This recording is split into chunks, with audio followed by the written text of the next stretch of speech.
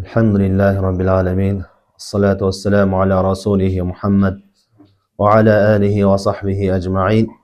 İnşallah Tavhid kitabına sabaqta ulantabız. Bugünkü bölüm автор айтып жатат: Babun la yuzbahu lillahi bi makanin yuzbahu fihi li gayrillah. Bugünkü tema Allah Taaladan başkaga kurbanlık çalıngan yerlerde, Allah Taaladan başkaga sığıngan yerlerde Allah Taalaga arnap kurbanlık çalınbayt, Allah Taalaga arnap ibadat kılınbayt dep айтып жатат. Murunku bölümde Allah'tan başkaga arnap kurbanlık çalуу şirk ekendигini баяндаган. Kurbanlık çaluunun hükümü bu ibadat. Anı kimde kim Allah'tan başkaga arnagan bolsa, al çoğun şirk bolat dep aytты.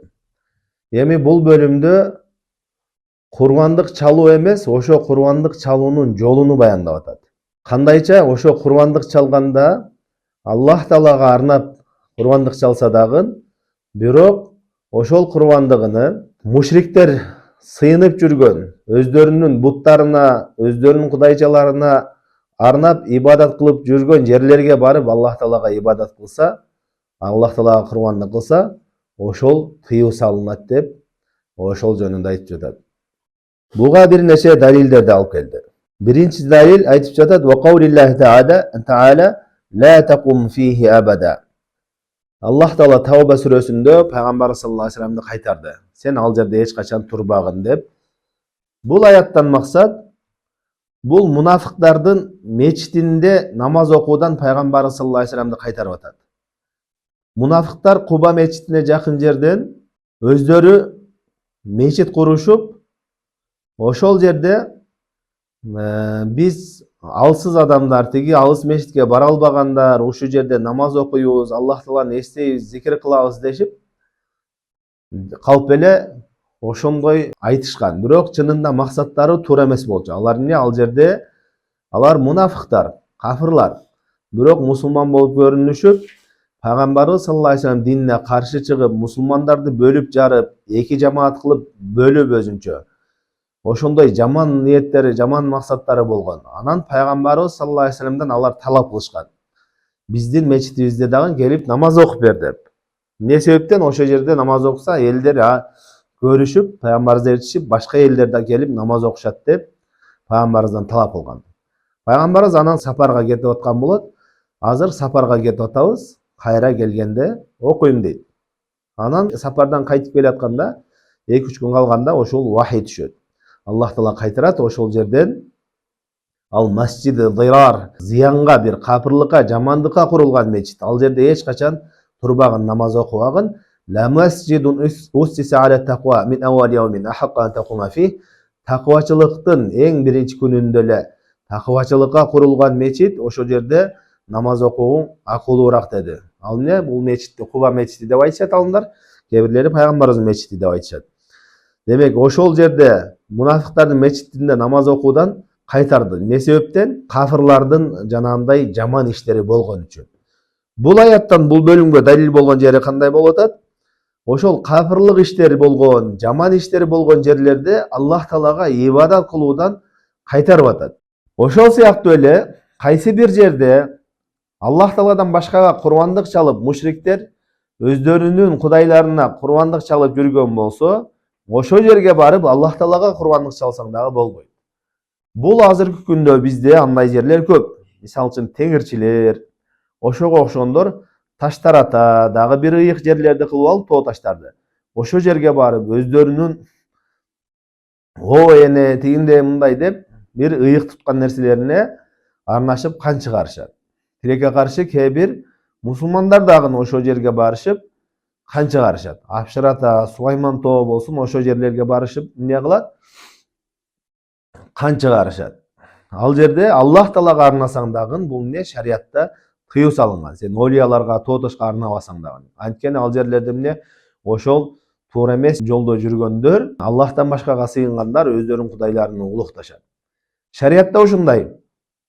Kebir jerlerden kaytargan oşo müşriklerдин jerleri. Müşrikler özlerinin kudaylarına, butparastlar oşolorgo sığıngan jerlerde Allah Taalaga sığınуудан kaytargan. Жана ошондой эле кээ бир убакыттардан да кайтарган ибадат кылууга. Кээ бир убакыттарда ошол мушриктер, башка диндегилер өздөрүнүн сыйынган заттарына сыйынган үчүн кайтарган. Мисалы үчүн пайгамбарыбыз саллаллаху алейхи вассалам хадисте айтат, күн чыгып атканда жана күн батып атканда намаз окубагыла деди. Эмне анткени ал кезде шайтандын мүйүзүнүн эмесинен чыгат деди. Эки мүйүзүнүн ортосунан. Жана ошондой эле шайтанга сыйынгандар ошол учурларда шайтанга сыйынышат. Күн чыгып аткан, күн батканда. Ошол себептен ошолорго окшошпош үчүн пайгамбарыбыз саллаллаху алейхи вассалам ошол учурда намаз окуудан дагы тыюу салган. Эми бул нерседе мушриктерге окшоп ошолор өздөрүнүн сыйынган жерлеринде барып Аллах Таалага сыйынсаң, бул жерде мусулман үчүн көптөгөн зыяндары бар. Эгерде ал элге таанылган киши болсо, анда көргөн адамдар азгырылышат. Бул тиги баланчы молдо дагы ошол жерге барып ушундай курмандык кылды. Демек ошол жердин бир өзгөчөлүгү бар экен. Ошол жерде курмандык кылса болот экен деген түшүнүк келет. Бир мусулманды бутпарастар сыйынып, теңирчилер, ошого окшогондор барып сыйынып жүргөн жерине барып курмандык чалып атканын көрсө эмне болот? Башка мусулмандар аны көрүп азгырылышат. Экинчиден, ошол мусулман өзү дагы азгырылышы мүмкүн. Шайтан ушундай жүрөгүнө азгырык салып коет. Бул кээ бир окуяларда болгон. Мисалы үчүн кээ бир адамдар жанагындай храм-сырамдардын жана бутпарастардын эмесине кирип алганда өтө чоң улук кылышып, жанагындай өздөрүнүн буттарын жасашып алган, өтө чоң кылып кооздашып. Ошол жерлерге киргенде ошого болгон жүрөгүндө коркунучтар пайда болуп, ошону кетире албай канчалаган азгырып жүргөн адамдар болгон да. Мисалы үчүн бутпарастардын храмына кирсең, ушундай кооздашып, жасашып, жанагысын өтө чоң кылып жасашып алган, аны көрүп шайтан жүрөгүнө ушундай коркунуч салат да, бул чындап эле пайда зыян берет дегендей салып коет. Ошол нерсени жүрөгүнөн кетире албашы мүмкүн. Ошол жерге барып сыйынып курмандык кыла турган болсоң, шайтан ошондой азгырыктарга салып коюшу мүмкүн. Үчүнчүдөн, ошол жерге барып курмандык кыла турган болсоң, бутпарастар, кафирлар сыйынган жерге барып сыйына турган болсоң, аларды кубаттоо, колдоо болуп эсептелет. Негизи аларды эч качан көтөрмөлөбөш керек. Алар Аллахтан башкага сыйынгандарды алардын жерлеринен тасыктап көтөрмөлөгөн болбойт. Кимде-ким барып ошолордун сыйынган жерине Аллах Таалага сыйынып атса деле, бирок эмне? Ошолордун кубаттап колдогон болуп эсептелинет. Мына силердин паланчы молдоңор, паланчы бизде мусулмандар да келет, баары келет бул жерде сыйынышат деп, эмне? Аларды кубаттап колдоо болот. Ошон үчүн мусулман адам кафирлар сыйынган жерлерде эч качан Аллах Таалага сыйынбаш керек. Эгерде бул жөн эле эч кандай ишенимдери жок эле барып туруп Аллах Таалага ошол жерде сыйынса, бул шариатта тыюу салынган. Бул алымдын дагы жакшы чеберчилигинен айтып атат. Аллах Тааладан башкага курбандык кылган болсоң, бул чоң ширк деп айтты мурунку бөлүмдө. Эми бул бөлүмдө айтып атат. Аллах Тааладан башкага курбандык кылуу ары турсун, сен Аллах Таалага курбандык кылсаң дагы, бирок эмне? Мушриктер курбандык кылып аткан жерине, мушриктер сыйынган жерге барып туруп кылсаң, бул шариатта тыюу салынган арам иш болсо. Эми ошол жерге барып Аллахтан башкага арнасаң, анда ал чоң ширк, эң жаман күнөөлөрдөн болот. Эгерде бул жөн эле ошол жерде ыйык деп ишенбестен эле жөн эле барып туруп ошол жерге курбандык кылсаң дагы, бул тыюу салынган. Бирок эгерде кимде-ким ошол жерге барып курбандык кылса жакшыраак болот, Аллах Таалага курбандык кылсаң жакшыраак болот десе, бул бидатка түшөт. Бул бидат. Анткени шариатта ал кайсы бир жерлерди ыйык кылган эмес. Андан кийинки далил айтат. Ан Сабит ибн Даххак радийаллаху анху кал. Сабит ибн Даххак деген сахаба риwayat кылып атат. Назара раджулун ан янхара иблан би Буана. Бир киши Буана деген жерде, бул ошо Мекке тараптагы бир жер, ошол жерде бир төөнү курбандык кылууну Аллах Таала үчүн, курбандык кылууну назыр кылды дейт да. Назыр деген иншалла кийинки бөлүмдө келет. Бул эмне? Аллах Таала важип кылбаган нерсени пенде өзүнө важип кылуу. Мен Аллах үчүн ушундай курбандык кылам, ушуну назыр кылдым десе, ага ошону аткаруу милдет болот. Эми бир киши ошо Буана деген жерде төс оюну назыр кылды. فسأله النبي صلى الله عليه وسلم فقال هل كان فيها وثن من أوثان الجاهلية يعبد. Пайгамбарыбыз саллаллаху алейхи вассаламдан ошол жерде назырымды аткара берейинби деп сураганда, пайгамбарыбыз андан сурады. Ал жерде мурда жахилият доорунда, караңгылык доорунда пайгамбарга чейин Butparastардын bir butu бар беле, butparastar сыйынган өздөрүнүн буттарына сыйынган жайы беле деп сурады. Ага айтты, калу, ага жооп беришти пайгамбарыбызга. Калу ла, жок, андай эмес болчу деди. Кала фахал кана фиха айду мин аядихим. Же болбосо алардын не бир майрамдарын өткөрө турган, майрамдай турган жери беле деп сурады. Калу ла. Анда алар да жооп берди, жок, андай да жер эмес деди. Факала Расулуллах саллаллаху алейхи ва саллям. Анда пайгамбарыбыз айтты: "Ауфи би назрик фа иннаху ла вафа ли назри фи маъсиятилlah ва ла фи ма ла ямлику ibn Adam." Раваху Абу Дауд ва иснадуху аля шартихима. Пайгамбарыбыз жооп берди. Андай болсо, мушриктердин сыйынган жайы болбосо, бутпарастар өздөрүнүн буттарына сыйынган жай болбосо, жана мушриктер майрамдарын өткөрө турган жер болбосо, анда назырыңды аткара бер деди. Анткени күнөө иштеги кимде ким бир күнөөнү кылууну назыр кылган болсо, ал назыр аткарылынбайт. Жана ошондой эле адам колунан келбей турган нерсени назыр кылып алган болсо, ал дагы назыр аткарылынбайт деди. Бул хадистен далил болгон жери пайгамбарыбыз биринчи сурады. Сен ошо назыр кылган жериң, ошол жерге барып төө соёюн дедиң. Ошол жерде бутпарастар өздөрүнүн буттарына сыйынып курбандыктарын чалчу эле деп сурады биринчи. Эгерде ошондой чалган жер болгон болсо, ооба дегенде анда пайгамбар саллаллаху алейхи ва саллям кайтармак. Ал жерде назырыңды аткарба деп. Андан кийин экинчи нерсени сурады. Ал жерде бутпарастар майрамдарын өткөрчү эле деди.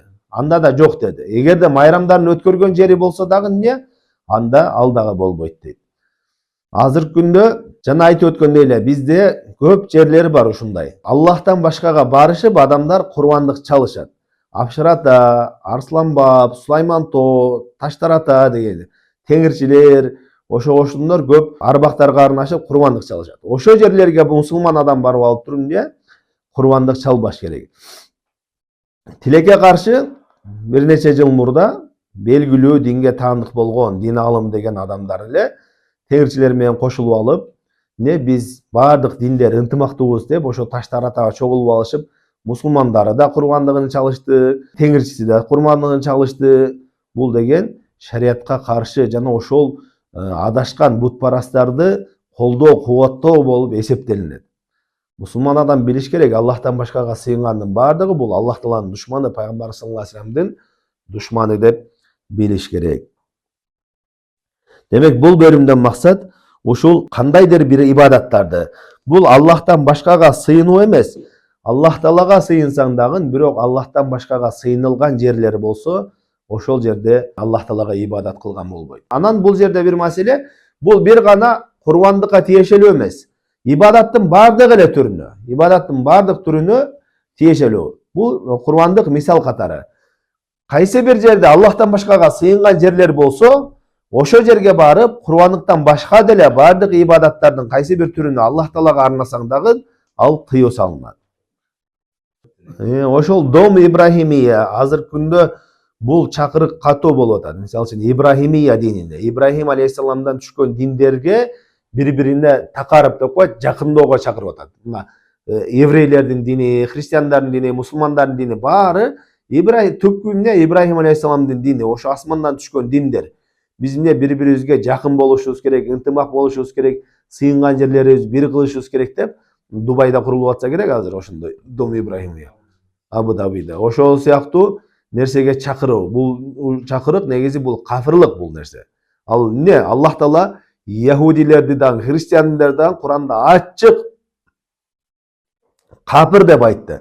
Аллах Таала Куранда айтат: "Лакад кафарлазин калу инналлаха салису саласа." Чынында эмне? Аллах Таала үчтүн бирөөсү дегендер кафыр болду дейт. Ал дининин түпкү тамыры Ибрахими болгону менен алар эмне? Диндери бурмаланган, кафырлык болгондон кийин вакалат яхуду Узайр ибнуллах. Яхудтар Узайр Аллахтын баласы деп айтты. Вакалат насара ал-Масих ибнуллах. Насаралар эмне деди? Иса бул Аллахтын баласы деп айтты дейт.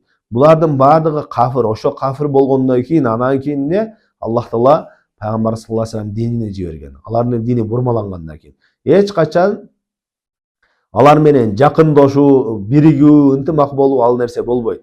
Качан гана эмне? Жалгыз Аллах Таалага иман келтирип, жалгыз Аллах Таалага кулчулук кылмайынча. Аллах Таала Куранда айтат: Kul ya ehlel kitabi ta'alu ila kelimetin sevain beynena ve beynekum alla na'budu illallah ve la nushrike bihi şey'a. Peygamberimizge buyurup aytıp atat. Kelgile o kitap eğleri siler menen bizdin ortoğuzdagı okşoş bolgon sözgö keleli. Al söz kanday? Alla na'budu illallah. Жалгыз Allah'a gana ibadat kılaylı. Aga hiç bir nerseni şerik kılbaylı dedi. Kimde kim oşo İbrahimi dininden bolom dese, jakında oku gelse, uşu sözgö geliş gerek. Uşu sözgö gelse, жалгыз Allah'a kulçuluk kılabız, tavhidge gelse, oşondo gana ne birigүү bolot. Aga çeyin hiç kaçan alardın dini bizge hiç kaçan jakındabайт, биздин dinimiz aga hiç kaçan jakındabайт.